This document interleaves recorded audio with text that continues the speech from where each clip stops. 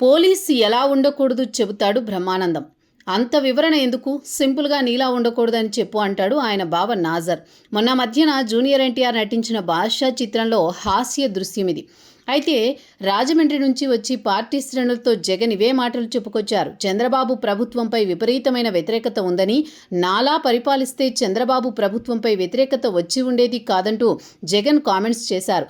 అంత బాగా పాలించిన జగన్కి ప్రజలు కేవలం 11 సీట్లు మాత్రమే ఇచ్చారు. అంత బాగా పాలించాను అనే నమ్మకం జగన్ రెడ్డిలో తొణికిసలాడుతోంది అన్నమాట. ఇప్పటికీ ఆయన తాను బాగా పాలించాననే గుర్తు చేసుకుంటున్నారు. అదే తరహా పాలనను మరోసారి అందిస్తానని చెప్పుకొస్తున్నారు. నీ పాలన బాగాలేదు అని ప్రజలు తీర్పు చెప్పినా జగన్ వైఖరిలో మార్పు రాలేదు.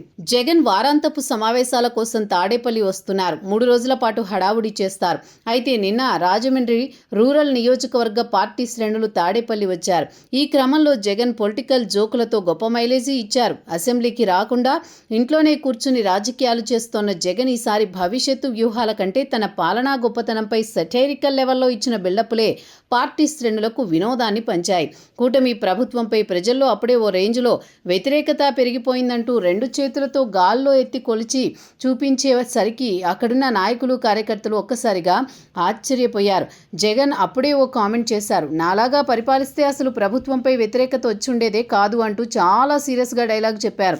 గత ఎన్నికల్లో 151 సీట్ల నుంచి ఏకంగా 11 సీట్లకు కుప్పకూలిపోయి ఘోర పరాభవం మూటగట్టుకున్న చరిత్రను మరిచిపోయి తనలా పాలిస్తే వ్యతిరేకత రాదు అని ఆయన సూచిస్తున్నారంటే అది జోక్ అనుకోవాలా, తెలియనితనం అనుకోవాలా అని తెలియదు.